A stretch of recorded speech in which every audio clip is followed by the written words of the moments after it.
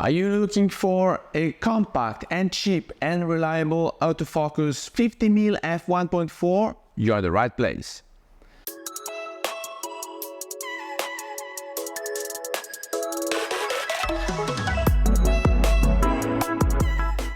Hello everybody, welcome back to the channel. Thomas Love here from Leica M-mount, Italia, and today we're gonna talk about this bad boy that I just received, and I had the time to test it. And yesterday I hit the animal park because I wanted to try it out with my Sony A7C Mark II. Now this is an APS-C glass, therefore I had to set my camera, which is full frame, on APS-C, meaning I had a bit more reach. This is why I chose to shoot some animals inside their fences, because I needed a bit more reach. And so on this full frame camera with the crop, it's equivalent to a 75mm. Now we opened the box already. As you can see, it arrived shipped inside this very protective box, and it was very well preserved. And then I had to mount it. But how is the assembly for this glass? This glass is like a metallic build.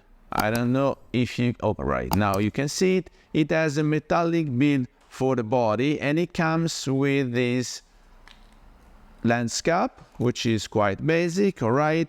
Of course, the rear cap as well, because you want to protect it when you're not using it, and the lens hood with the click, so you won't lose it when you're out and about and you're around the city and you're shooting. It's clicked, and so you will not lose it around.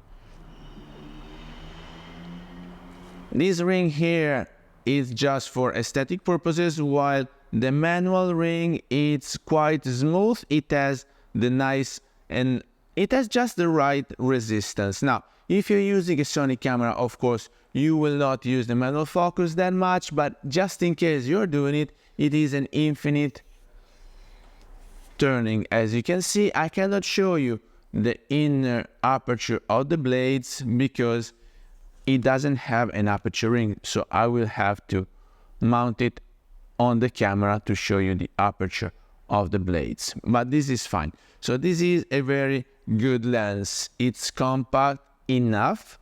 I know it's an APS-C glass, therefore the dimensions, it is quite heavy, I have to say. You can feel the assembly is good because it's not all plasticky and lightweight. It is very well assembled. The construction, the build is there to last. So it costs something around $300–350. I'm not sure about it because I will have to double check the Amazon shop in the States, because right now I am in Europe, and in Europe it's not in there. I don't know why it's not displayed, but it is the very first autofocusing glass from Brightin Star. And I have to say, the autofocus was spot on. Yesterday I had the chance to try it for portraits with my son, and also with the animals tracking. I tried the animals, I tried the bird tracking, and it was spot on. It did not miss that much. Of course, it's not perfect because it's not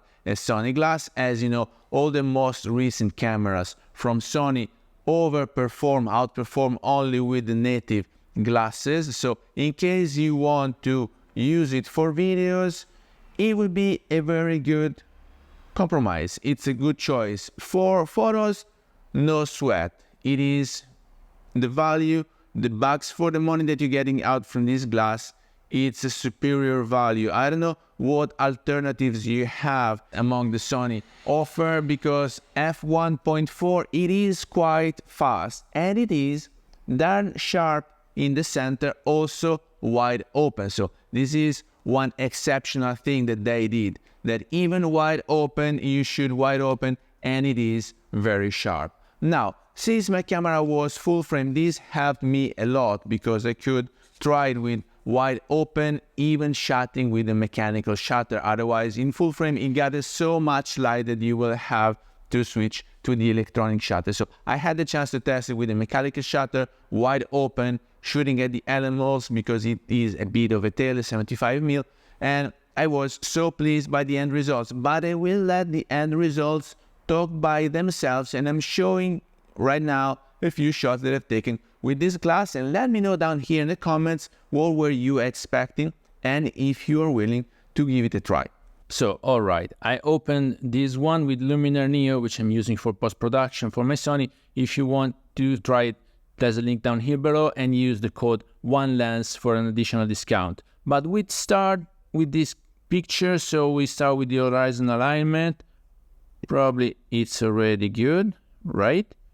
And then we can eventually enhance a bit the photo, and then I will just balance the exposure and the contrast, maybe just a bit of highlights and a bit of the shadows. But what I wanted to show you guys is that first, it's spot on the eye of the animal. So the AF tracking and recognition works very well with Sony with this Brightin Star glass. And this was not wide open because it was f1.8, while wide open would be f1.4. But as you can see, f1.8, it's already darn sharp. Look at the profile of this animal and look how beautiful is the bokeh effect. This is an APS-C glass for $300 plus taxes, shipping, whatever, guys. I don't know what alternatives you will find for this small amount of money, but the end result, I mean, this is a keeper for me. This is a keeper. It's well built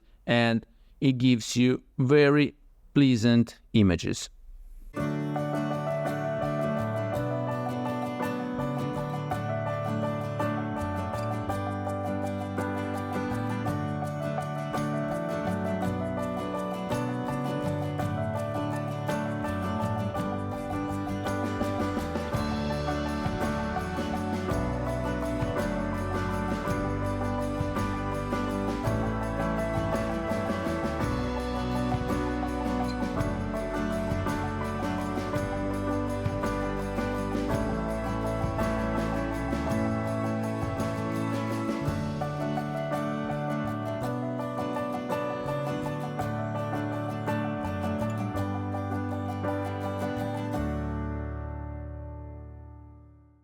So with that, I hope you got some value out of this video. If you did, please remember to like it, share it on social media, subscribe to the channel so you won't miss any videos to come, and I guess I will see you later. Thank you. Bye-bye.